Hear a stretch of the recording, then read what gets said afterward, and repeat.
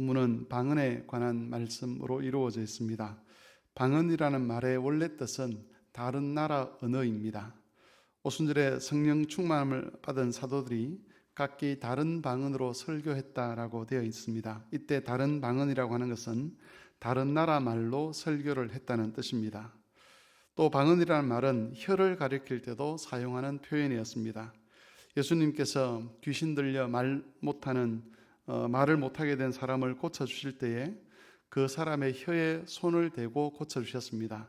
이때 혀라는 말과 지금 고린도전서에서 말하고 있는 방언이라는 말이 사실은 같은 말입니다.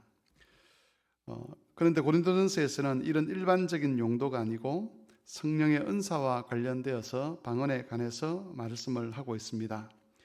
문제는 바울이 말하고 있는 이 방언이라는 것이 정확하게 어떤 것인가에 대해서 우리가 알지 못한다는 것이죠.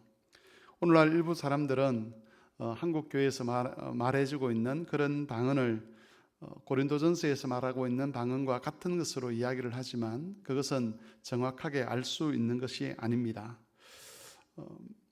특별히 오히려 교회 역사에서 보면 이런 현상은 이교도적인 것으로 그렇게 정죄를 당했다는 기록을 우리가 찾아볼 수도 있습니다. 이런 이유 때문에 본문의 의미를 구체적이고 정확하게 해석하는 것은 어렵다고 할 수가 있겠습니다. 그럼에도 불구하고 전체적인 의미를 파악하는 것에는 큰 어려움이 없습니다. 방언이라고 말하는 이 현상이, 방언으로 기도하는 그것이 정확하게 무엇인지는 알지 못하지만 전체적인 의미를 파악하는 데는 어려움이 없다는 것이지요. 먼저 바울은 방언을 말하는 것이 자신의 신앙이나 다른 사람의 믿음을 세우는데 도움이 되지 않는다는 것을 강조합니다. 14절을 보시면 방언으로 기도하는 것, 다시 말해서 자기도 이해하지는 못하는 그런 말로 기도하는 것은 자기 마음의 열매를 맺지 못한다라고 되어 있습니다. 마음의 열매를 맺지 못한다는 것은 자신이 자기 안에서 어떤 열매가 맺어지고 있는지 알지 못한다는 것이지요. 15절에서 17절을 보면 방언으로 기도하고 찬송하고 축복하는 것이 다른 사람의 덕을 세우지 못한다라고 되어 있습니다. 우리말에는 덕을 세운다라고 되어 있지만 원래 원어 성경에는 덕이라는 말은 없고 그냥 세운다는 말만 있습니다.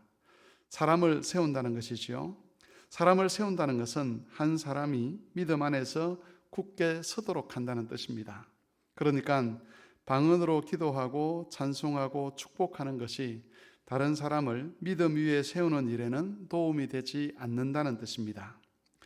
그리고 22절을 보시면 방언은 믿는 자들을 위한 것이 아니고 믿지 않는 자들을 위한 표적이다라고 그렇게 말씀하고 있습니다. 이것이 무슨 뜻인가 하는 것은 21절에 나와 있는데 21절은 이사야 28장 11절을 인용한 것입니다. 이사야 28장 11절은 하나님께서 이스라엘 백성들에게 심판을 내리시는데 그 심판이 알아듣지 못하는 말로 이야기를 듣도록, 알아듣지 못하는 말을 하는 사람들의 그 이야기를 듣도록 한다는 겁니다. 이것은 이스라엘이 바벨론 포로로 끌려가서 거기서 다른 언어를 사용하는 사람들의 틈바구니 속에서 살게 되는 것을 의미하는 것이지요. 그러니까 내가 알아듣지 못하는 말, 그것을 계속해서 듣는 것은 하나님의 심판을 상징하는 일이다, 심판의 표적이 된다라고 그렇게 말을 하는 것입니다. 바울은 이사야가 말한 그것을 그대로 인용하면서 교회에서는 알아듣지 못하는 말을 해서는 안 된다라고 이야기를 하는 것이지요. 특별히 교회 안에 믿지 않는 사람들이 이제 막 하나님의 말씀을 듣기 위해서 나오고 또 교회 이제 갓 신앙생활을 하는 그런 사람들 앞에서 알아듣지 못하는 말을 하는 것은 당신들은 하나님의 심판을 받았습니다라고 정죄하는 것과 다름이 없다는 겁니다. 하나님께서 그들을 교회로 부르신 것은 그들을 구원하기 위한 것인데 하나님의 구원을 향해서 나온 사람들에게 당신은 심판받은 사람입니다라고 하는 그런 표적을 보여주어서는 안 된다는 것이지요. 이것이 방언은 믿지 않는 자들을 위한 표적이다라고 하는 말이 가지고 있는 의미입니다. 이처럼 바울은 고린도 교회 안에서 알아듣지 못하는 말로 기도하거나 알아듣지 못하는 말로 찬송을 하거나 설교를 하거나 축복하는 일을 계속해서는 안 된다라고 가르쳤습니다.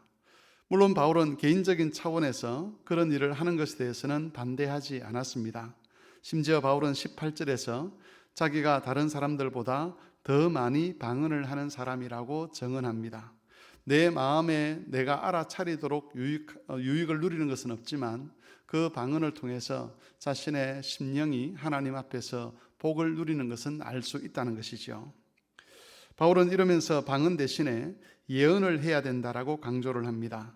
여기서 예언이라고 하는 것은 우리가 일반적으로 생각하는 것처럼 미래의 일을 점치듯이 알아내고 그것을 사람들에게 이야기하는 것을 가리키는 것은 아닙니다. 성경에서 예언이라고 하는 것은 하나님의 말씀이 어떤 방식으로 실현될 것인가를 알리는 일종의 설교와 같은 것입니다. 그러니까 예언이라고 하는 것은 복음 증거와 비슷한 뜻을 가지고 있는 말이라고 할 수가 있습니다. 교회를 세우고 또 각 사람을 믿음 위에 세우는 것은 복음의 진리라는 것이지요. 교회는 어떤 신비해 보이는 현상이나 알아들을 수 없는 말들을 통해서 세워지는 것이 아니라는 겁니다. 분명한 복음의 진리 위에 교회가 세워지고 각 사람의 신앙이 세워지는 겁니다. 그래서 교회 안에서 존중되어야 할 것은 복음의 진리를 설교하고 가르치는 것, 또 성도들이 그 진리를 따라 서로 권면하고 교제하는 것, 그 진리를 따라 기도하고 축복하는 것, 그것이 바로 교회에서 권장되어야 될 일이라고 바울은 가르치고 있습니다.